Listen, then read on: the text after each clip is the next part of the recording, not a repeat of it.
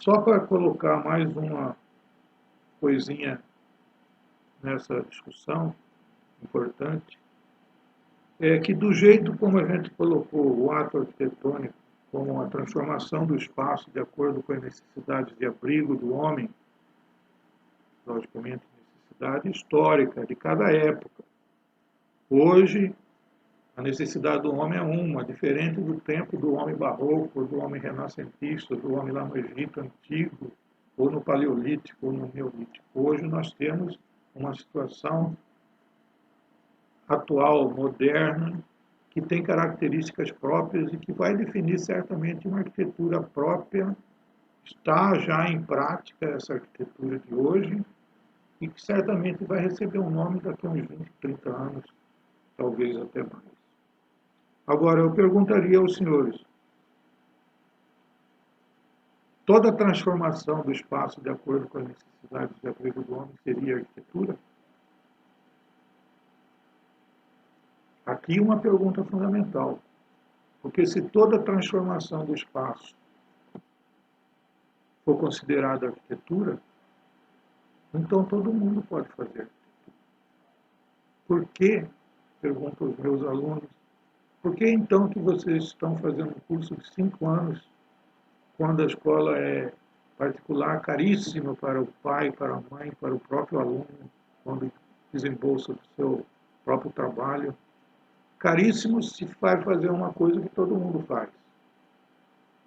Toda transformação do espaço pode ser considerada arquitetura? Eu tenho certeza que não, embora a gente encontre dentro da arquitetura respeitáveis posições que entendam que tudo é arquitetura. Aí chega a casa do João de Barro, as habitações, as edificações construídas por leigos, seria tudo isso arquitetura? Eu entendo que não, respeitando quem pensa diferente.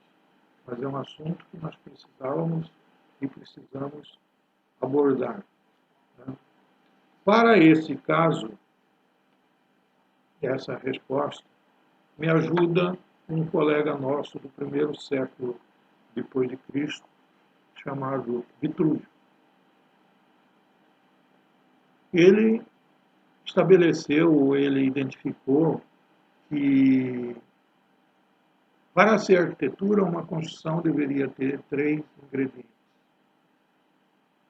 Ele chamou, todos os senhores sabem, todos os senhores estão careca, vamos dizer assim, de saber, que ele disse que precisava ter a tríade vitruviana, que é a firmitas, utilitas et venustas.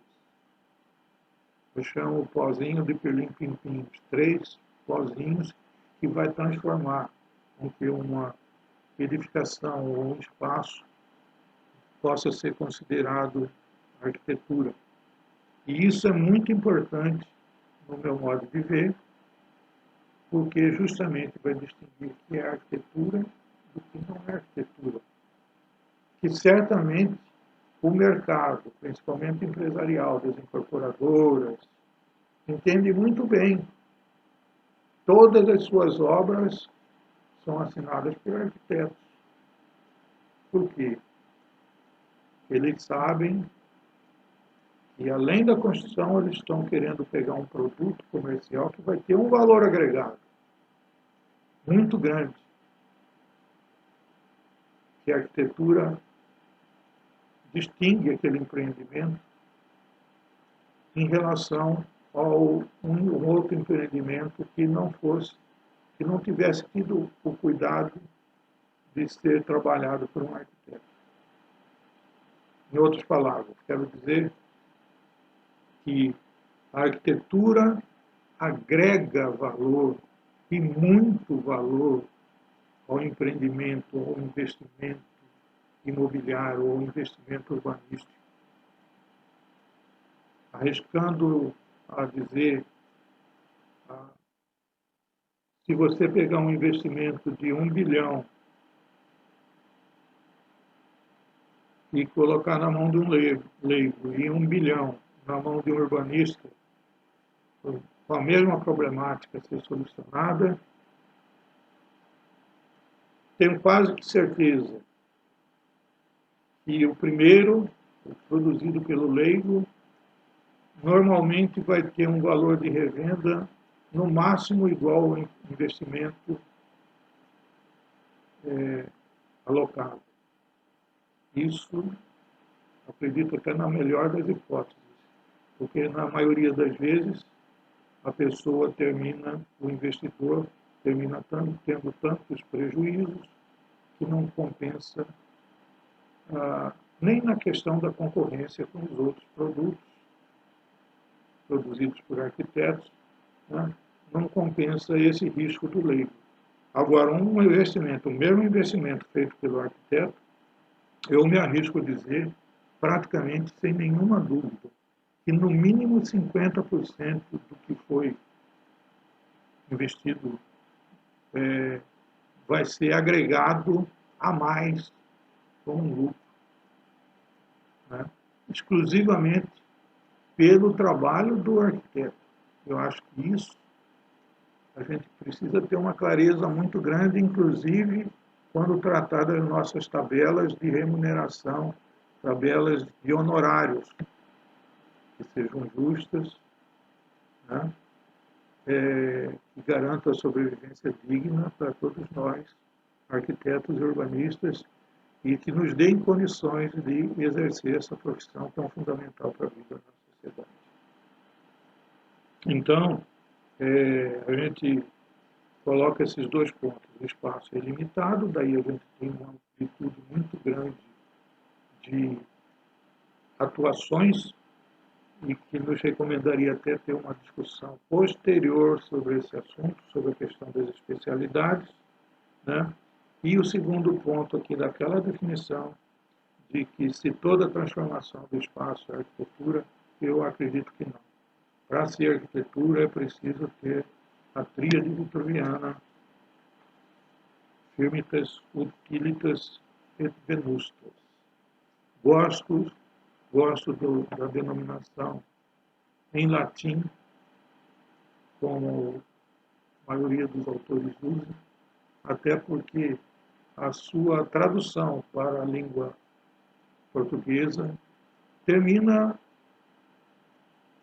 limitando a abrangência de cada um desses termos, que é muito amplo, né?